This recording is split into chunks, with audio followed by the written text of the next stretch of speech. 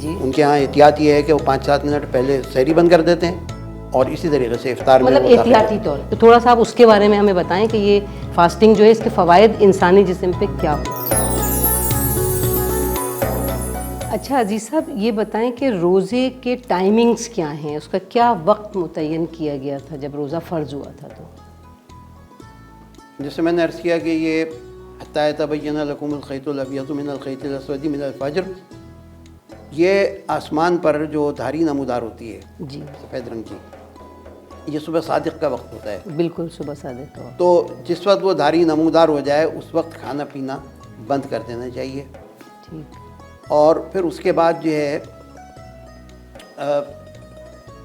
رات تک ثم اتموا الصیام الی اللیل, اچھا رات تک.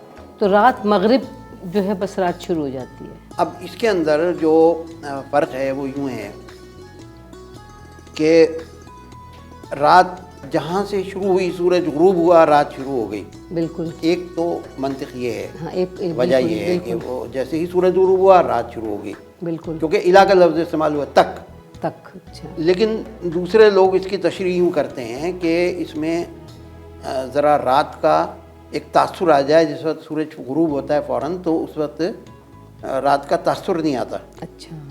تو اس میں وہ 5-7 منٹ کی تاخیر کر لیتے ہیں. ہاں کچھ ایسے فرقے ہیں جو سحری بھی پہلے ختم کرتے ہیں, مطلب ڈفرینٹ 2 فرقے ہیں ہمارے, ایک اہل تشیع ہیں اور ایک حنفی ہیں, جو کہ مطلب سحری اور افطار میں ٹائمنگز کا فرق ہے. جی یہ اجتہادی فرق ہے. ہاں تو ان کے نزدیک فقہ جعفریہ میں جی جی ان کے ہاں احتیاط یہ ہے کہ وہ 5-7 منٹ پہلے سحری بند کر دیتے ہیں اور اسی طریقے سے افطار میں مطلب احتیاطی طور پہ کہ وہ نہیں, ان کے ہاں فہم یہی ہے اس کا. اچھا فہم یہی ہے. اچھا تو اچھا یہ بتائیے کہ روزہ جو ہے وہ جو اگر کوئی ماں بچے کو دودھ پلاتی ہے تو وہ کیا مطلب روزہ رکھ سکتی ہے؟ بالکل رکھ سکتی ہے اگر صحت اس بات کی اجازت دیتی ہے, اور اطباء یہ مشورہ دیتے ہیں ڈاکٹرز. اور اگر اس سے کمزوری زیادہ ہونے کا خطرہ ہے کسی بھی حالت میں, کسی بھی حالت میں کوئی کسی بھی بیماری کے سبب, تو پھر یہ کہ صحت مند ہونے کے بعد جب وہ عذر رفع ہو جائے تو قضا تو اس کے بعد وہ قضا کرنے روزہ. اچھا ایک چیز اور ہے کہ لوگ ہمارے یہاں سحری اور افطاری جو ہے اس میں ہمارے جو مسلم کنٹریز ہیں وہاں پہ جو خاص کر ہمارے ملک میں یہاں پہ سائرن بجتے ہیں, اذانیں ہوتی ہیں, تو لوگ انتظار کرتے ہیں کہ سائرن بجے یا اذان ہو تب ہم سحری بند کریں گے اور تبھی ہم روزہ کھولیں گے. تو اس کا کانسیپٹ تھوڑی سی اس کی کلیئرٹی دیں, کیونکہ ظاہر ہے کہ بہت سے ایسے ملک ہیں جہاں جو نان مسلمس کنٹریز ہیں وہاں پہ تو نہیں اذانیں ہوتی ہیں, تو وہ تو اپنے حساب سے ٹائمنگ سے کھولتے ہیں. ہم لوگ اذان کا انتظار کرتے ہیں کہ کھجور پکڑے بیٹھے رہتے ہیں کہ اب اذان ہوگی تو منہ میں رکھیں گے. اس کا کیا کانسیپٹ ہے؟ اگر اذان یا سائرن جو ہے وہ عین اس وقت پر ہو رہا ہے جو افطار کا وقت ہے تو ٹھیک ہے. اور اگر فرض کیجئے کہ اذان تھوڑا سا 1-8 منٹ ڈیلے ہو رہی ہو, کہ ظاہر مولوی صاحب بھی تو روزہ کھولیں گے نا جو اذان دیں گے. اگر اذان ڈیلے ہو رہی ہے تو یہ مناسب نہیں ہے کہ اس کا انتظار کیا جائے, لیکن اگر یہی حرکت جو ہے سحری میں کی جائے کہ اذان جو ہے وہ 1 منٹ تاخیر سے ہو رہی ہے تو پھر یہ تو روزہ نہیں ہوگا. روزہ نہیں ہوگا. بالکل صحیح کہہ رہے ہیں آپ, یہ تو سمجھ میں آنے والی بات. اب اس کے اندر ایک بات یہ سمجھ لیں آپ کہ اگر کبھی مؤذن صاحب نے غلطی سے 1 منٹ پہلے اذان دے دی, بھی سورج غروب نہیں ہوا تھا. جی جی بالکل ایسا بھی ہو سکتا ہے. ہوا ہے. اچھا ہوا ہے. سائرن بج گیا, پورا شہر کا روزے ٹوٹ گئے. تو اس کی ذمہ داری کس پہ؟ ذمہ داری تو جس پر بھی ہو, لیکن یہ کہ جس کا روزہ ٹوٹا ہے اس کی ذمہ داری اب یہ ہے کہ وہ ایک روزہ رکھے گا, روزہ ٹوٹ گیا ہے. اچھا ہمارے رسول صلی اللہ علیہ وآلہ وسلم پانی سے اور کھجور سے روزہ کھولا کرتے تھے, لیکن آج کل جس طرح سے افطار کا اہتمام کیا جاتا ہے, اتنا سجاوٹیں اور اتنا کچھ طرح طرح کی چیزیں, تو کیا شرعی اس سے یہ صحیح ہے؟ ہم تو کوئی ممانعت نہیں ہے چیز. اچھا نہیں, کیونکہ لوگ بہت زیادہ نا شو آف میں بھی آ جاتے ہیں نا افطار کے ساتھ.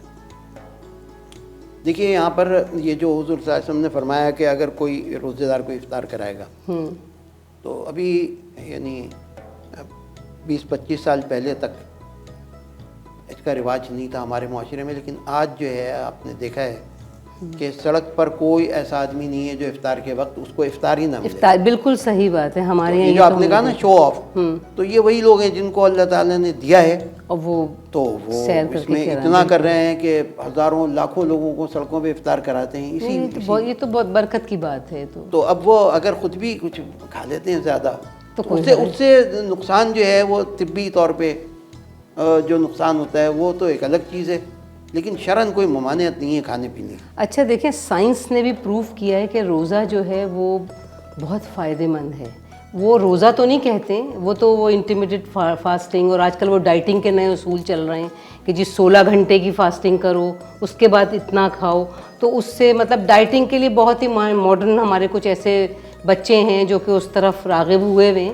تو یہ میرا خیال ہے کہ سائنس نے پروف کیا ہے، تو اس کا مطلب یہ کہ اس سے انسانی جسم پہ اچھے اثرات پڑتے ہیں، اور کچھ ایسی ڈیولپمنٹس ہوتی ہوں گی جو بیماریاں دور ہونے کی۔ تو تھوڑا سا آپ اس کے بارے میں ہمیں بتائیں کہ یہ فاسٹنگ جو ہے اس کے فوائد انسانی جسم پہ کیا ہوتے ہیں؟ دیکھیے، یہ تو کوئی ڈاکٹر ہی بتا سکتا ہے کہ فاسٹنگ کے فوائد کیا ہیں، لیکن بالعموم یہ ایک بات ہے کامن سینس کی کہ آپ کا جو بھی روٹین ہے اس کا ٹوٹنا ضروری ہوتا ہے۔ بالکل، آپ کھائے جائیں، جسم کو آرام نہ دیں، معدے کو بھی آرام کی ضرورت ہے۔ بالکل صحیح بات ہے۔ تو وہ روٹین پورا رمضان میں الٹ دیا جاتا ہے۔ جو تمام وہ چیزیں جو جائز ہیں، جن کی اجازت ہے، حلال ہیں، ان سے روک دیا جاتا ہے کہ مثال کے طور پہ یہ کھانا پینا ہے، نہیں کھائیں گے آپ۔ اور شروع میں تو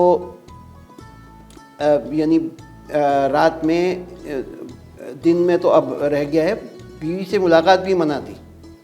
اچھا، تو اس میں یہ ہوا، یہ آیت جو ہے، یہ والی آیت جی جس کی بات ہو رہی ہے، اسی آیت میں یہ تذکرہ موجود ہے کہ پہلے جو ہے منع تھا، مگر یہ کہ وہ قابو نہ رکھ پائے خود پر، تو اللہ تعالیٰ نے چھوٹ دی ہے۔ تم تختانون انفسکم، اللہ تعالیٰ کو معلوم ہے کہ تم سے خیانت سرزد ہوئی اور تمہیں معاف کر دیا گیا اس پر۔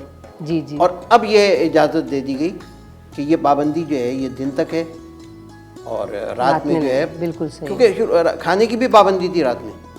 اچھا جی، جی، پرانی امتوں پہ یہ تھا؟ نہ یہ امت محمدیہ میں اچھا، رات کو یہ پابندی تھی کہ آپ جب تک جاگ رہے ہیں اس وقت تک آپ نے جو کھا لیا سو کھا لیا، اگر سو گئے تو اب نہیں کھا سکتے کچھ، اچھا جس کو ریلیکس کر کے اب یہ کیا گیا ہے سحری۔ اچھا، سحری یہ ہمارے لیے، ہماری امت محمدی پہ بہت بڑی نعمت ہے، یہ ایک چھوٹ دی گئی، ایک چھوٹ دی گئی ہے۔ نہیں، بہت اچھی بات ہے، یہ بہت کلیئرٹی ہمیں چاہیے تھی، اور ہمارے ناظرین کو یہ بتانا بہت ضروری تھا کہ ان کو مستند باتیں پتہ چلیں۔